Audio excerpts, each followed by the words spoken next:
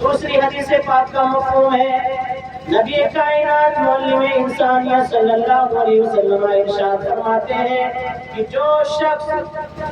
خوشی سے ہو کر کے طالب ثواب ہو کر کے قربانی کرے گا، اللہ رب کائنات اس کی قربانی کو آتش جہنم سے حجاب فرما دے گا، یعنی وہ قربانی اس کے لیے آتش جہنم سے پردہ ہو جائے گی۔ اگر اس کا جانور زمین پر جب گرے گا، اللہ کے رسول کا فرمان ہے کہ جب قربانی کرنے کے والے کا جانور زمین پر گرتا ہے، اس کا خون بہنے سے پہلے اللہ کی بارگاہ میں قبول و مقبول ہو جایا کرتا ہے۔ اور یہی قربانی کا جانور ہمارے اور آپ کے پیارے آقا صلی اللہ علیہ وسلم فرماتے ہیں کہ کل قیامت کے دن پرسرات میں ہماری اور آپ کی سواری کرتا نظر آئے گا۔ میں نے آیت کریمہ کی تلاوت کی، وَلِكُلِّ أُمَّةٍ جَعَلْنَا مَنسَكًا لِيَذْكُرُوا اسْمَ اللَّهِ عَلَى مَا رَزَقَهُم مِّن بَهِيمَةِ الْأَنْعَامِ فَإِلَٰهُكُمْ إِلَٰهٌ وَاحِدٌ۔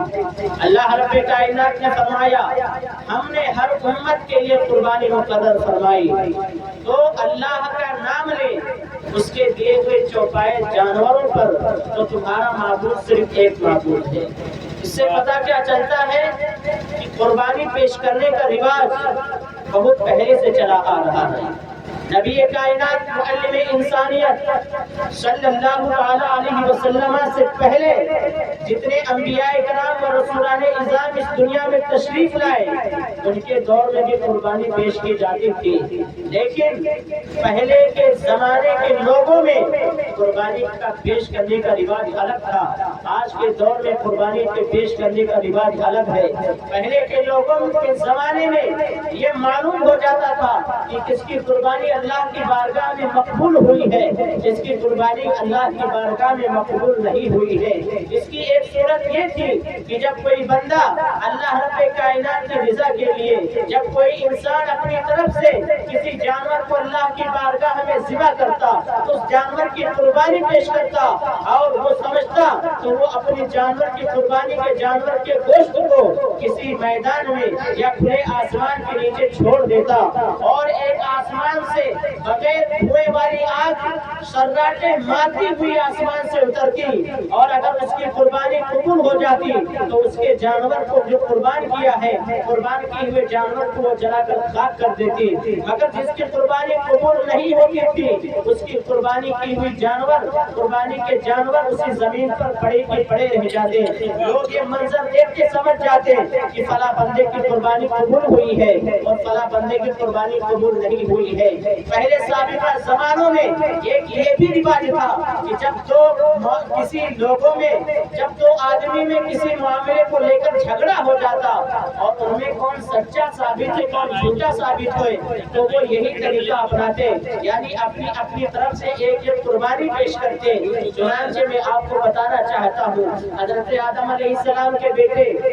قابیل اور حابیل دو شخص ہیں، دو بیٹے ہیں۔ آپ نے نام سنا ہوگا، حابیل اور قابیل میں لڑائی ہو گئی، آپس میں انبر ہو گئی۔ حضرت آدم علیہ السلام کی بیٹی حضرت اقلیمہ کے معاملے کو لے کر ان دونوں میں لڑائی ہو گئی کہ حضرت اقلیمہ کن کے لیے حلال ہے، کن کے لیے حلال نہیں ہے۔ چنانچہ جب دونوں میں جھگڑا ہو گیا تو دونوں نے اپنی اپنی قربانی پیش کی، اللہ رب کائنات کی بارگاہ میں قربانی پیش کی، اور حابیل نے بھی اپنی قربانی کے جانور کا گوشت پہاڑ کی سطح پر رکھ دیا، حابیل نے بھی اپنی قربانی کے جانور کا گوشت پہاڑ کی سطح پر رکھ دیا۔ مگر جب حابیل کی قربانی کا جانور جو رہتا ہے، اس کے قربانی کے جانور کے گوشت کو ایک آسمان سے بغیر دھوئے والی آگ شراٹے مارتی ہوئی اترتی ہے، حابیل کے جانور کو جلا کر خاک کر دیتی ہے، لیکن قابیل کا جانور وہاں کا پڑا رہ جاتا ہے۔ تو اس سے پتہ یہ چلتا ہے کہ حابیل سچے ہیں اور قابیل جھوٹے ہیں، حضرت اقلیمہ کے لیے حلال ہے حضرت حابیل، اور قابیل ان کے لیے حلال نہیں ہے۔ جب یہ فیصلہ ہو گیا، اس قربانی کا ذکر اللہ رب کائنات نے فرمایا، اذ قربا قربانا فتقبل من احدهما ولم يتقبل من الاخر۔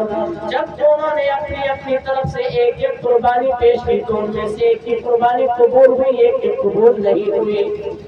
گویا فیصلہ ہو گیا کہ حابیل کے لیے اقلیمہ حلال ہے اور قابیل کے لیے حلال نہیں ہے۔ جب قابیل نے یہ حق فیصلہ سنا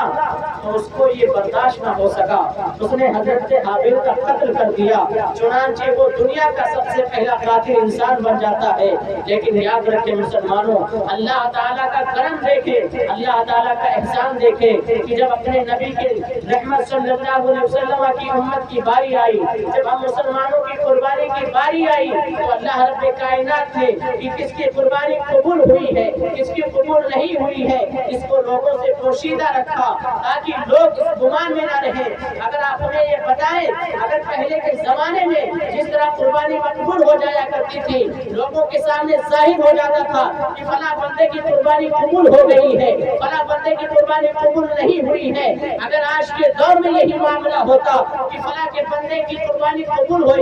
گئی ہے، دنیا ہی میں ظاہر ہو جاتا، تو جس کی قربانی قبول ہو جاتی وہ تو بڑا خوش ہو کر اپنی زندگی گزارتا، لیکن جس کی قربانی مقبول نہ ہوتی وہ معاملے اس کو سماج کے لوگوں میں اس کی کوئی عزت باقی نہ رہتی، معاشرہ کے لوگوں میں اس کا کوئی وقار باقی نہ رہتا، بلکہ ایک دوسرے کے عیب کھل جاتے۔ اللہ تعالیٰ کا اتنا بڑا کرم اور احسان ہوا کہ اللہ رب کائنات نے اپنے محبوب نبی کی محبوب امت پر اتنا کرم کیا کہ کس کی قربانی قبول ہوئی ہے، کس کی قربانی قبول نہیں ہوئی ہے، اس کو لوگوں سے پوشیدہ رکھا تاکہ جو لوگ اللہ رب کائنات کی بارگاہ میں قربانی دے اس کی رحمت سے امید لگائے رہے کہ ہماری قربانی انشاءاللہ قبول و مقبول ہوگی۔ اللہ رب کائنات نے فرمایا